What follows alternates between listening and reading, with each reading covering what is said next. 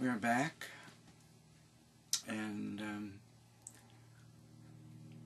I shall attempt to entertain you at this time with more information about Dianetics. Now, Tatiana, thank goodness, reminded me of a very important point about Dianetics that, to the best of my memory, Hubbard makes this very early on in All About Dianetics, which is that the most basic common denominator urge of the human species is the urge to survive. And that's a big important point, because that urge is the power behind so many things. And in each one of the dynamics, first dynamic is the urge to survive as the individual. Second dynamic, urge to survive through marriage and family and procreation and children. Right, Tatiana? She's being quiet, but she could probably tell you about this as well or better than myself. Third dynamic, urge to survive through and in and of a group, a social group. A country is a group. Conceivably, like a country like the United States is under one constitution. Everybody's supposed to agree to that. We have a common purpose, survival as a country. And there's that urge to survive again. And finally, the human race is obviously driven by the urge to survive. Look at its numbers. When I was born in 1931, at least this body, and maybe whatever else, but 1931, the United States of America had 130 million people in it. Now, a pitiful 80 years later, it has over 300 million. And it's already having overpopulation problems. When you turn a thing like population becomes under the control of the business world, well, the business world sees each new baby as a customer. The religious world sees each new baby as a bigger religion, another member. The medical world sees each new body as, well, a customer for the medical business. Each thing in our modern world has been turned into a business. Sometimes they say, no, we're not a business, we're a religion. Or, no, medicine is not a business, it's to help people. It's true, we essentially deal with treatment, not prevention. And it's expensive.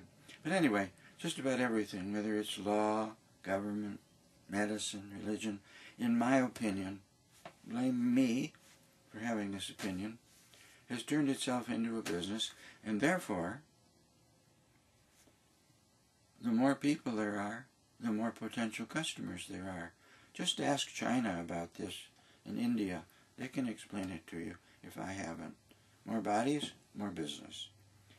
Anyway, so we do have a human race, and the urge to survive as a member, a part of the whole human race, that's another great urge. But the prime urge in all species, of all, any species, maybe even single cell, is to live, to survive, to continue, to go on. Look at me, 80 years. When I was 15, I thought, in this world I'll be lucky if I live to be 50. What am I doing at 80? Survive. What survived? Well, this did, and hopefully, if I did find out the answer to the big question, and I'm certain that I'm a spiritual being, la-di-da, if you haven't done, no, just kidding. If I'm really certain about that, and I'm conscious, semi-conscious of my own immortality and so forth, what's that doing? Well, I'll tell you one thing it's doing. It's making it possible for me to laugh at me. One of the biggest philosophic advancements, and by the way, it's also very healthy, becomes the ability not to take yourself so gosh darn seriously. to honestly be able to laugh at yourself. Phil Spickler, he thinks he's a guru, a wise man. He's nothing but a dumb schmuck who thinks he's smart, and maybe he is sometimes, but he's a figure that can be laughed at. And if you can't laugh at him, he's on his way to sainthood or some state, that guru, all that nonsense. Phooey on that. I may know a few things and I may be helpful, but that's it. I'm also should be able to laugh at myself, and furthermore, I should be able to laugh on any dynamic, 1 through 4. Should be able to laugh at the government. I don't have to take everything seriously. In fact, in German, there's an old maxim, laughter is the best medicine. And it's true, it has healing power and all that other stuff. Anyway, one of the nice things in Dianetics and also in Scientology is the recovery of the ability and the willingness to laugh. Nobody has to fall on a banana peel and crack their skull. Doesn't have to be, you can just laugh, and laugh easily like Tatiana. It's one of the sanest things about a person is their ability and willingness to laugh, to get the joke. Maybe life is just a big joke. Don't ask me. I might think this, you might think that, but whatever it is, it could be just a joke, played by who, on what. Anyway, we'll leave the philosophy for the moment. Dianetics, how do you fix the human mind? Well, you get busy finding out what has a bad effect upon it. And then what you find out, you have to be able to prove. You can't just say, I know what it is. It's too much milk. That's what's wrong with you. No. Or people don't eat enough dirt. That's why their minds are bad. Or they don't do this. They don't. No, you've got to find something that you can provably improve the operational capacities of the human mind. Human mind. What are its capacities? That's another thing. Does anybody really know what it's capable of? I know, for example, that I can be driving down a freeway at 65 miles an hour in rush traffic. I can be thinking about future appointments with Tatiana and other people and things I want to do in the future. I can remembering what happened during the day. I can be reflecting on a few things from the past that are still bothering me. I can be watching what every other driver is doing and spacing all of my steering and gas pedal work so that I'm surviving. And I can do all of that without putting any attention on it. It's all happening. I don't have to think, whoop, put on the brake, whoop, turn to the right. It's all being done by this marvelous piece of equipment that has been taught how to do that. And I can do all kinds. I'm listening to music. I'm doing a wide variety of possible things. And at the same time, I get off at the right exit. I don't have an accident. And I get where I'm going.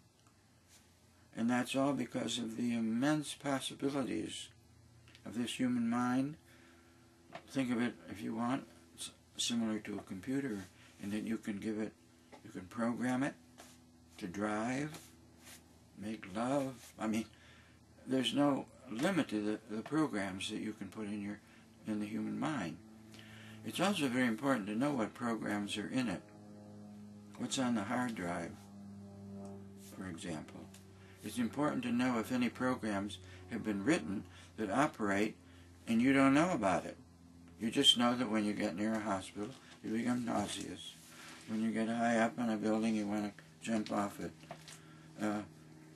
You get sore throats, but you don't know why. Or you have trouble with this type of activity, but not that type of activity. You become depressed when you read certain things. You become wildly manic about other things. And Sometimes you even say, I wonder why I'm that way. I wonder why. A certain type of person, I immediately want to fight with them. Another type of person, I want to love. Another type of person, or all the different things that may happen to you as a human being that seem to be happening rather than, well, no, I didn't decide that I want to hate people of a different color. How come I do? Or I didn't decide that when they take blood from my body I faint. Just do. How come? Why is it that I'm afraid of airplanes, but I'm not afraid of driving at 150 miles an hour? Why can I ride a roller coaster, but something that does something else terrifies me? Why when I get around some people do I feel stupid? Other people I feel smart. Why do I get sick when I visit certain members in the family, and around other members I feel, whoo! Why is it? Blah, blah, blah. All these questions. I don't know.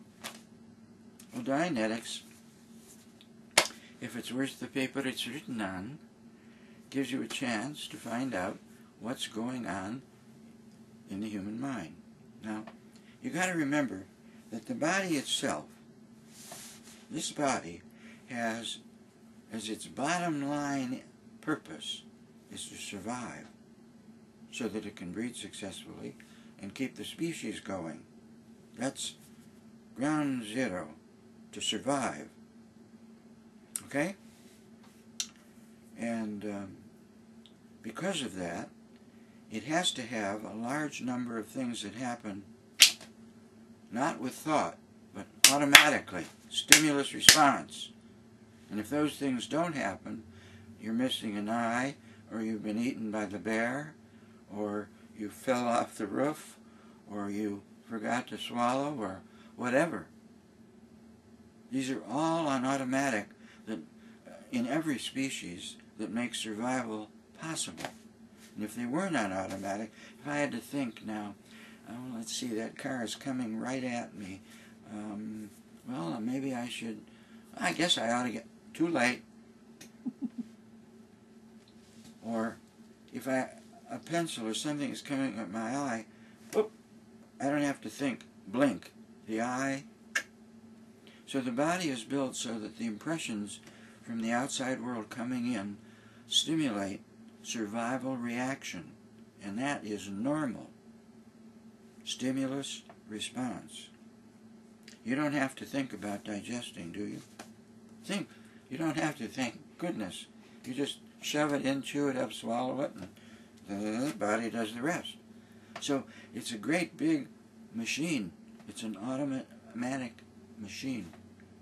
It's a stimulus response, carbon oxygen, motor machine that has the capacity to reason.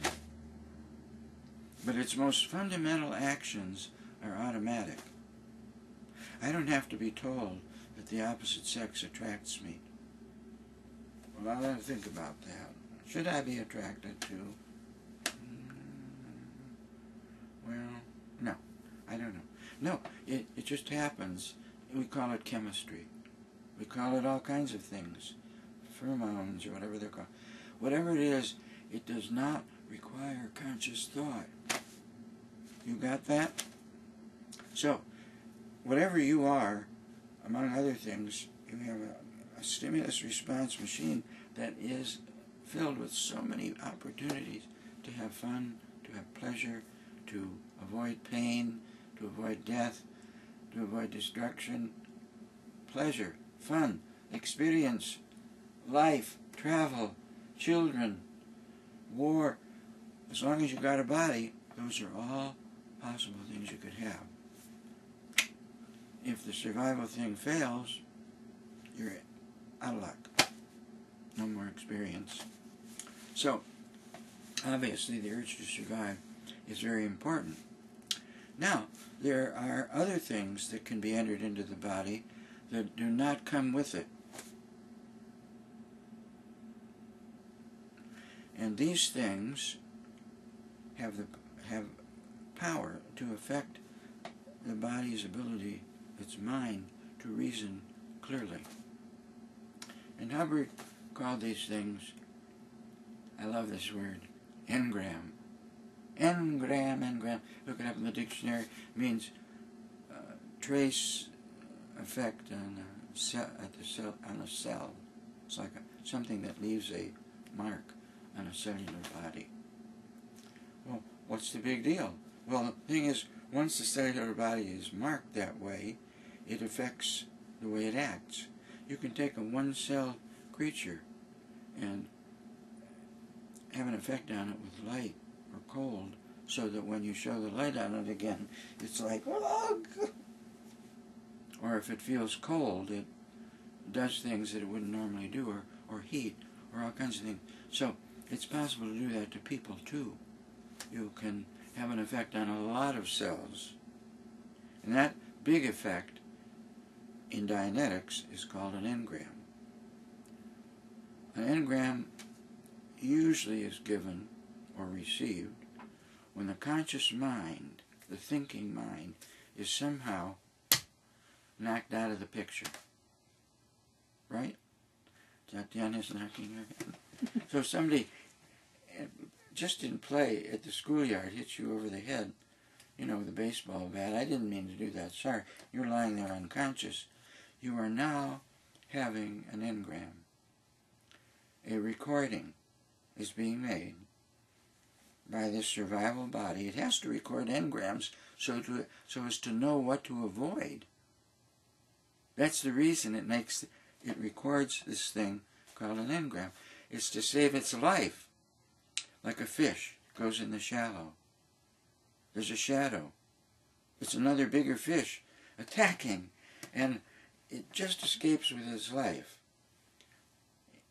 It has an engram. The next time it goes in the shadow, in the shallows, any kind of shadow will cause it. Doesn't have to be a big fish that wants to eat it. Now it's acting in an aberrated or crazy way. A branch up above goes like that, and it goes stimulus response, because shadow equals getting eaten by larger fish. So the reasoning power of the fish is lost. It no longer can enjoy the shallow and look for whatever it's eating. It now has lost its power of reason, and it's become a stimulus response thing, even though the stimulus is not another fish that wants to eat it. It's not something that will harm it. So, Dianetics is a method for finding engrams in a human being, and by bringing them back up to the conscious mind instead of unconscious, it's like, oh, I see what happened there, and it was that.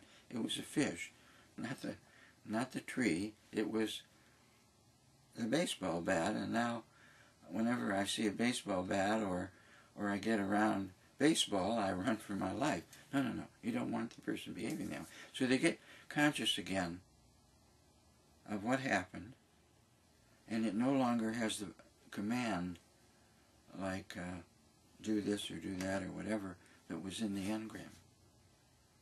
You don't have to get headaches just because walking through a sporting goods store you suddenly see a lot of bats and say, well, I got this terrible headache suddenly. So it's like there's engrams. It's normal to have them. Automobile accident, right over the head, you fainted, you had your tonsils out, ether. There are all these different things that can cause an engram. And if the engram becomes operational, meaning it can be restimulated, then it can dictate behavior that is irrational. Why did he suddenly get up and run out the door? I don't know. What was it? We catch up with him. Well, it was because I thought the heater would explode when I heard it go on. Well, why should that make you run out the door? I don't know. Turns out the guy had an experience as a child where a heater blew up or an oven or something. He didn't know it consciously. But anyway, that's one of the primary ways of getting a human mind to operate consciously. It's enough that there's all these other things that are built in to operate automatically to make survival possible. But if you start adding engrams to the organism, now, as they multiply up through the years, you've got a person whose ability to think clearly in situations is being impeded by engrams that come into restimulation. Now, Hubbard said a lot of things about what could be engrams, and some people were like, oh, nonsense. Nothing like that could make an engram. Yeah. Oh. But on the other hand, Hubbard said, well, I'm betting I can help prove that there are such engrams. So we go back to little bitty cells that eventually make a human being. Okay? You out there who know how it works, you've got the sperm and the ovum, and they come together, and lo and behold, everything goes really well. 9 months later, you have a little human being, right? Yeah, but it started out as two little cells, and if you remember correctly, an engram is a trace impact of some sort on a cell. Therefore, in theory, since we don't ask you to believe these things, we ask you to find out if they're true. In theory, there are things that can affect the sperm and the ovum, the sequence that brings them together, and everything that happens up through birth. There's a potential in that period for engrams. I know, sounds very far out and blah, blah, blah, blah, blah. But you don't have to take anybody's word for it. As far as you're concerned, it's a theory. But if you do get into doing some Dianetics, you may find out that there exist recordings that affect human behavior going back at least as far as the sperm-ovum sequence. And throughout all the interuterine experience and then birth. Those are all areas that are potentially capable of providing engrams. The important thing about them is the engrams that come into life. Not all engrams get, as we would call it, keyed in or activated. But once they are activated, they can react and react and react endlessly, just like any computer program. With the right signal, it starts running. And in our case, it affects the behavior, the health, the intelligence, and all sorts of things on each of the dynamics capable of being adversely affected. So Hubbard Dianetics was a method, a therapy, if you will, aimed at making it possible for a human being to find out and handle, clear, erase any recordings that are having a really adverse effect. And it doesn't mean every engram, because the whole body, in a sense, is kind of a stimulus response automaticity. It's supposed to be. But those things that affect the reasoning of the conscious mind and the health and so forth of the body and the whole shebang called a human being, if you get a hold of those few, and it's usually not that many, and get those handled, you now have a healthier and happier and more intelligent human being. And that is, to begin with, one of the primary goals of Dianetics. And I'm here to say it can be done, but asking you not to take my word. I'm asking you if you have a way first to look at some of the Dianetic publications, and eventually the whole idea was that people should learn how to find and run engrams. It wasn't something where there were a lot of professional people and so forth. It was aimed at creating a situation where Tatiana could learn what is an engram and how do you find them and how do you clear them, and I could learn the same thing. I don't have to be a doctor, a psychiatrist, a psychologist. I just have to know my target is to find and handle engram runnings that are causing non-optimum or unhealthy behavior in a human being. And Hubbard in his book says, here's how you do it. Okay? Step, step, step, step. And in 1950, a lot of regular people were doing just that. And it's still possible to do today. You might need a little help from somebody that's better at it, but you don't need to be a doctor of anything to use Dianetics. It was made for regular people by a regular person. So I couldn't say enough about it, and I've really cut short all of the possibilities. Like, you don't usually start out running engrams. You might, but what you might start out with a person is just having them recall pleasure moments to get them feeling good again. Pleasure moments. And from there you might go to recalling all kinds of different things and gradually work your way up to where you take on being hit over the head with a club or shot or something really awful. Because awful is another thing that you may find common to engrams, because they contain pain. They contain unconsciousness. They contain all kinds of unpleasantness. And so there's a series of gradients you might use to get there. You don't have to start right in going, anyway, so it's a lot of fun too, and it's something that you, me, ordinary people, regular people can do, and it gives you a chance to find out if there's any truth in it. Because you may read the book and say, well, it looks great, but I don't believe a word of it. You try it out, see if it works. That's the bottom line on all of this, is it true for you? And in the beginning, that was the most important thing of all. Is it really true for you? It may be true for me. That doesn't make it true for you. So in each case, it's you deciding to make the quest, do the thing, to verify for yourself. Is this BS or is it true? And you can't ask any more of a person than that. Otherwise, you're going to take it on authority. Well, he has a PhD, so it must be true. No. Or he has this, or she has that, or that. No, no. There are a lot of things. You can take it for granted the world is round. It doesn't matter. You probably get better measurements that way. But you don't have to have somebody sail you around the world in orbit and they say, oh yeah, it really is. It wasn't just a picture. Okay, so there's a lot we do take. But there's a lot of things where it's important, truly important, for you to find out, is that idea nonsense or has it got a lot of worth in it? And the beauty, and this is the end of this talk, is that when an engram is really run well, it's pretty hard and heavy at first, but will end with people laughing.